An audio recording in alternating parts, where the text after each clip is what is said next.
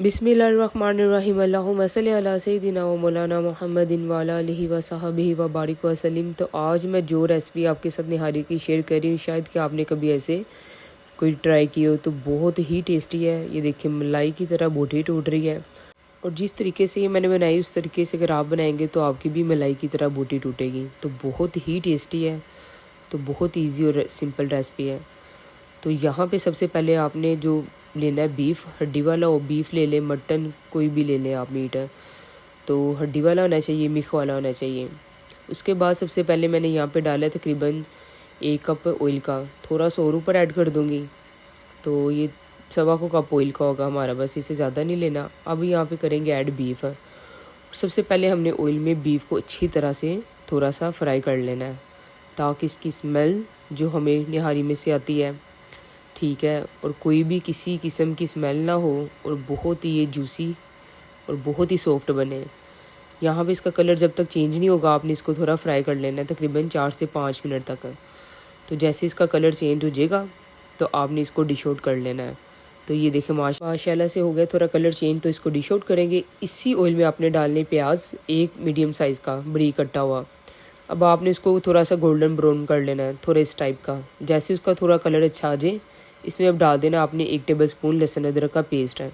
अब इसको इसमें डालेंगे, इसको अच्छी तरह से भून लेंगे। तो ये रेसिपी बहुत ही मज़े की, आपने ज़रूर ट्राई करनी है, और ट्राई करेंगे तो आप वाकई ही कहेंगे कि ये लाजवाब है। यहाँ पे अब आपने अच्छी तरह इसको फ्राई करने के बाद ये देखिए माशाल्लाह से बहुत अच्छी तरह फ्राई हो गया है। आपने 1 टमाटर लेके तो उसका पेस्ट डाल लेंगे, छोटे छोटे क्यूब्स भी डाल लें। उसको डाल के अच्छी तरह यहाँ पे आपने भून लेना है टमाटर को, ठीक है। जैसे ये फ्राई हो जाए, इसमें आपने अब ऐड कर देना है निहारी मसाला।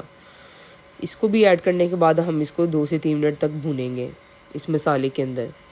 जैसे ये भी अच्छी तरह कुक हो जाएगा, अच्छी तरह कुक करनी है ये सारी चीज़ें आपने। भुनाई पे आपकी जो मेन जो आपका टेस्ट होता है भुनाई पे होता है। ये मैंने डाली थोड़ी कश्मीरी मिर्च है, इससे इसका कलर बहुत ही अच्छा आने वाला है, जैसे कि आपने देखा है। तो यहाँ पे ये डाल के अच्छी तरह भून लेंगे। अब फिर से मीट डालेंगे। ये देखें, ये जो मैंने पहले किया था फ्राई, ये सारा उसने अपना जो खून है छोड़ दिया है। अब इसमें कोई स्मेल नहीं हमारी बाकी रहेगी। यहाँ फिर भी हम इसको अच्छी तरह भुनेंगे 3-4 मिनट के लिए और इसी मसाले के अंदर। और यहाँ पे तकरीबन आधा कप मैं डालूँगी अब दही का। अब दही डाल के भी आपने भूनना है। ये जो आपने भुनाई के 10-15 मिनट दे दिए ना, इससे आपकी निहारी बहुत ही टेस्टी बनेगी।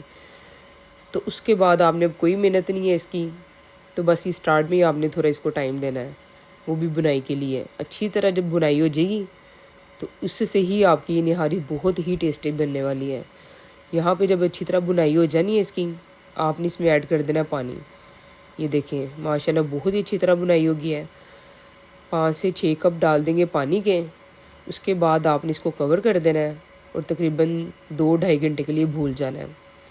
जो सही रेसिपी की ये है ना इसकी, वो यही है असल रेसिपी, कि आपने इसको तसले में बनाए, देजगी में बनाए, बिल्कुल लो फ्लेम की पे। ये तकरीबन 2 से 2.5 घंटे हो गए थे यहाँ पे। ये देखिए मिख अंदर से निकल चुकी है, हड्डियाँ साथ से वो बोटियों से उतर चुकी हैं। इधर मैंने डाला थोड़ा सा आटा, मैदा डाल लें आप, आटा डाल लें, बेसन डालें, कॉर्नफ्लोर जो अवेलेबल है 2-3 चम्मच भर के आपने वो डालें, और इसको साथ साथ हिलाते जाना है। 2-3 मिनट के लिए इसको फिर से पकाना है। और फिर यहाँ पे मैंने इसको कवर दे दिया है तकरीबन 15 से 20 मिनट तक के लिए। यहाँ पे ये देखें मिक्स सारी बाहर निकल चुकी है और हड्डियाँ सारी बिल्कुल ही टूट चुकी हैं, और बहुत ही अच्छी तरह से हमारा कुक हो चुका है ये देखें माशाल्लाह से। आपने प्रेशर में बनानी है आप उसमें भी बना लें, पर अगर आपने बहुत ही टेस्टी बनानी है तो ऐसे बनाएं। मेरे चैनल को लाइक शेयर सब्सक्राइब करें। अल्लाह हाफिज़।